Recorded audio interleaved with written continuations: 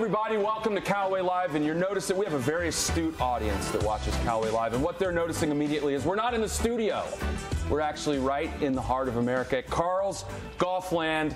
And what a coincidence. Carl's here, Carl Rose, 60-year anniversary. And we thought, what a better way to celebrate that than to bring the show on the road and come right here and you have us in the beautiful atrium. It's like the Butler cabin of Carl's Golfland. 60 years, Carl. Can you believe it? Well, it is kind of hard to believe. It's and I got to clarify, a lot of people, you're Carl. Well, actually, I'm son of Carl. The real Carl's sitting over there to be introduced later. So, but yeah, it is kind of hard to believe that I'll be 60 this year, as a matter of fact. So everything kind of lines up, and it's something I've been around my entire life. This was a much different business and facility, which I remember 56 years ago is when we were Dad came to this location, and that's when you can start to remember it, when you're 4 or 5 years old and picking golf balls in the mud with your mom and dad, and just generally getting in their hair. So pretty exciting to be sitting here and having 60 years under mom and dad's business. So your dad decided to open a business and have you in the same year. He lost his mind. Probably so. Yeah. The business, not so much. Me, on the other hand, yeah. Well, at least he had a place to go to get away from you. But you've been in the business pretty much your entire life. I know you had a brief stint when you weren't, but you've grown up with it as well. 60 years is, they're so unique to be here with the range attached to the store, and it's such a part of the community. What do you think has been the key to the success of being not just successful, but in business that long? Well, I think the success and the longevity is really based in some common sense principles my father had, and treat people the way you want to be treated. Be fair in your pricing. Do the best you can every day, and that's, I think, what motivated my mom and dad, because they both started it. And they're salt of the earth people. They've treated people the way they've wanted to be treated. It's pretty simple stuff, kind of like a lot of things in life, that it's not that tough if you just kind of do the right thing. And I think that's really kind of what guided my mom and dad all these years, is just do the right thing and do the best you can every day. Well, I've been here a lot, and there's not a time that I'm here and we'll walk around the store talking sometimes about golf stuff, usually about other things, and there hasn't been a time when you haven't jumped behind the register or helped somebody. When you guys really live those ideals, which I think is one of the reasons people love coming here, especially with all the things that are happening over the years with innovations from right here in the center of Michigan. It's awesome. Yeah, it's once you go back, that's how my dad operated. You got to remember, he was a one-man band. My dad worked bell to bell. I don't remember seeing him a lot in the mornings during the school year. In the summer, if you got up early enough, he'd bring me to work with him, or me and my sisters. And in the summer times, he was home till 11 o'clock at night. And, I don't know how many golf balls Dad had back when I was a kid, but we picked balls constantly. You picked a load in the tractor, you brought them in, you washed them, you bucketed them, put them on the shelf, and you had to go right back out and do it again, because he had maybe 5,000 golf balls tops, half of them stuck in the mud. And then at night when he'd close, we'd pick the balls, so he was ready to kind of go in the morning. So, you'd be here till 12:30 at night in the summer times, and he was here before the sun came up and well after the sun went down. So. Well, I grew up in a family business, and I know once you get to high school, college, the last thing you want to do is go work in the family business, at least some of us. But you came back to it. What was it that drew you into being right here at Carl's Golfland? Well, I always enjoyed it. I liked coming here. It was fun. I liked my dad to let me drive the tractor and pick up the balls when I was 9, 10, 11 years old. How good is that, to be on a big, huge Ford tractor running through the mud puddle? Now he'd tell you to avoid the mud puddles. As a kid, you could be guilty of I can get through that big old puddle, and periodically you didn't, and that was not a good move. I love how you fell for that too. Hey, I'll let you drive the tractor and go pick up some golf balls. It'll be fun. Get out there. Yeah. So it was always fun for me to come to work with my dad. He'd let me, if I wanted to hit balls, go ahead and hit balls. If you want to work a little bit, he'd find something for us to do. But he never kind of forced it on us. It was kind of, we thought we were probably helping out. He was probably just trying to keep us busy to keep us out of his hair. My sister sisters and I, but I enjoyed it. It was a chance to go to work with my dad. I loved it. Well, in 2 locations now, and even in the times that I've been coming here for a decade or so, the store has changed so much. We've got the launching pad, which is right over here, where you can go get. I don't like to go in there because it gives me all the numbers. I don't like to see that. But now I can't even escape them because you have TrackMan in every stall in the range. I've never even seen a range like that. Well, we were the first in the country that rolled it out. TrackMan contacted us, probably a good year and a half ago. We obviously have the TrackMan 3Es at our launch pad facility, and they've been developing this range facility in Europe, over in Denmark, and we were probably fortunate as much as Matt Freelick, who's their VP of sales. He lives in Ann Arbor and has a relationship with Casey Baker going way back, and so he kind of started coming to us. And I think the fact that we've got a pretty nice facility here to debut something like this in the country, and that's today you can look at a TrackMan and think about, wow, what you do there and what we're providing to our customers. It's no charge. It's really no different than even the simple things my dad did back in the 60s to always incrementally improve the facility. Within whatever means he had, he was always trying to improve it, no matter how modest that improvement might be or not. That's kind of how he was, and what drove him all the time was, hey, we can always do things maybe a little incrementally better. We can always make our facility, incrementally better. Well, we're going to find out if all the stuff that you were talking about your dad is true, because he's sitting about 10 feet from us. And when we come right back, we're going to talk to the man that is named after this place.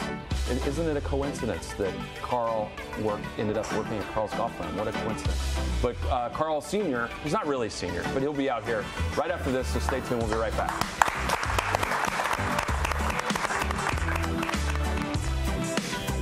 So the very first season, the first polo, well, we have one of our best-selling polos is called the OG, and it was just a pocket polo. Very simple, clean, hard collar stays in it, 4-button placket, and a pocket.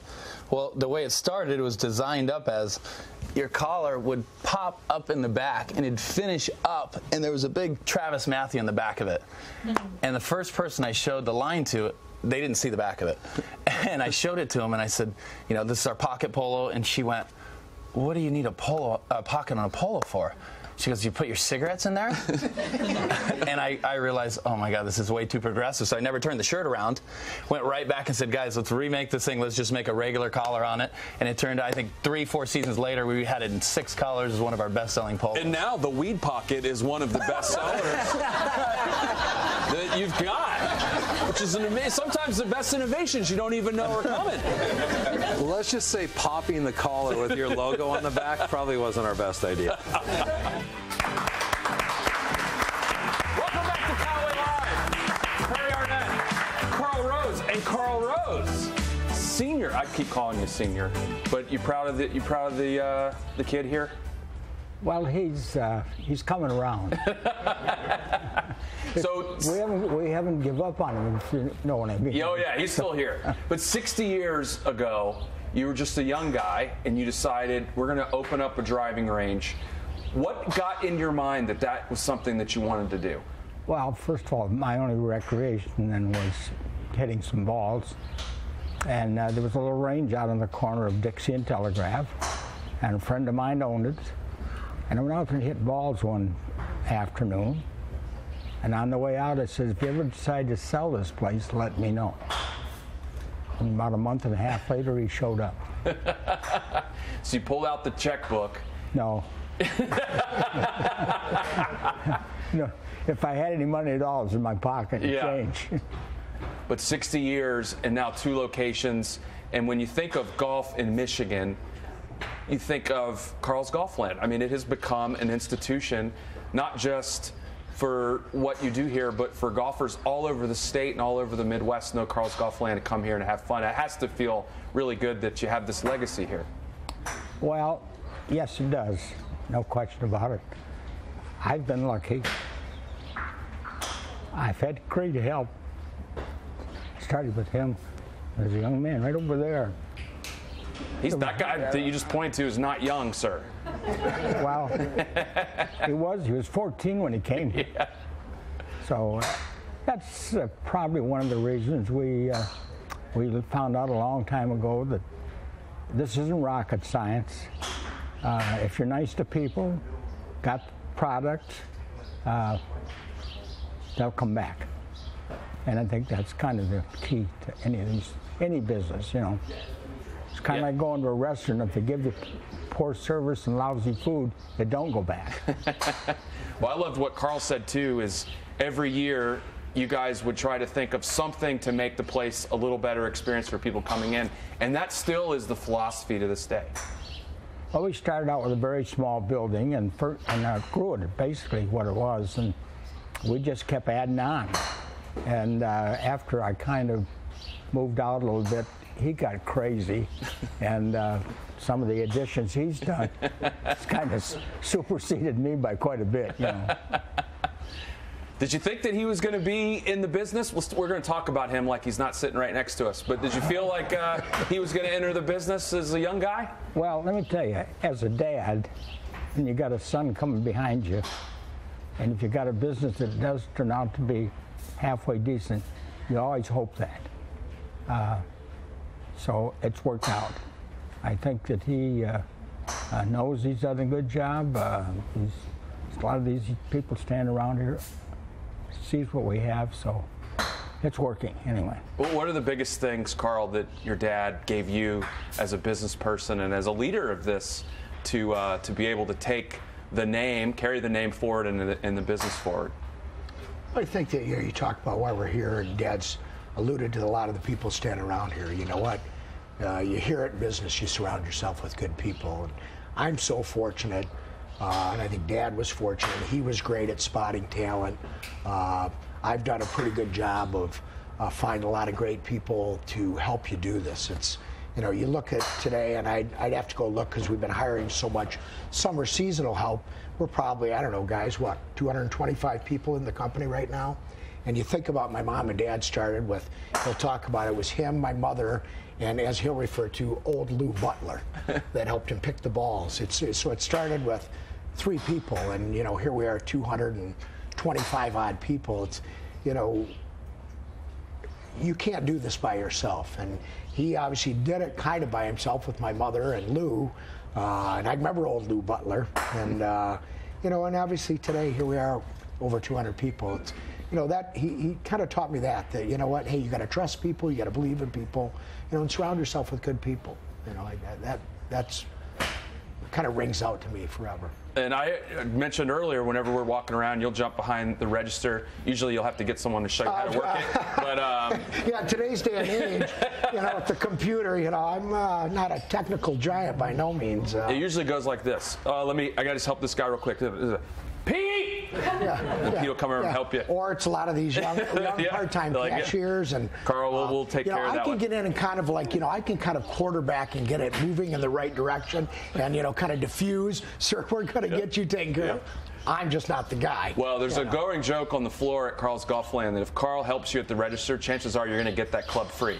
Because he's not going to know how to use it. He's just going to go ahead. Get out of here. Yeah, you go ahead, take it. You know. But every time I'm here, also, Dad's here, upstairs, hanging out, and I think that's probably going back to what he taught you, put him to work, because I'm sure you're not paying him a salary these days, right? Well, wait a minute. Yeah, you think I'm going to work for nothing? Well, you're right. You're right. But you know what? My mom and dad have come in here. If they didn't have something going every day throughout their entire life, and I can't speak for Dad, but I think he enjoys it. I enjoy being here. To have him, you know, I try not to burden him with the day in and day out, but you know, if there's something real sticky and I'm not sure what to do, or you know, kind of you need that high-level thinker. It's amazing how I can run something real difficult by my dad, and he can help me have some clarity with that situation. So to this day, I don't know what I'd do without him. You know, you have to remember one thing. This is his facility, him and my mother's facility. Carl's Golfland is them. And myself and everybody here, we're just trying to carry the torch and not mess it up. That's good. I should make a bumper sticker out of that. That's right. But I always think of even the name Carl's Golfland is such a magical name, and it just feels like such a destination. Congratulations to both of you. 60 years, not just, as we said, in business, but thriving and being such a part of the community is quite a testament to the people that you hire, the services you provide, obviously having the best products around, but the way that you guys have led this and really been a part of the community is it's an American story, and we love that. And I feel blessed because you and I have become friends over the years, and just congratulations on 60 years. And we promise, we've only done the show remotely a few times. St. Andrews, the Forum in Los Angeles, and Carl's Golfland, and Carl and I will be back for the 100th anniversary of Carl's Golfland. Yeah, so we're going to make that commitment right now. But congratulations, Carl. Thank you, Harry. It's a pleasure to be here. And thank you. To you too, Mr. Rose. And you'll be here for the 100th as well, correct? I'm planning on it. Thanks, everybody, for watching. We're at Carl's Golfland. 60 years, right here in Detroit, Bloomfield. Got to come check them out. Thanks for watching. We'll see you next time.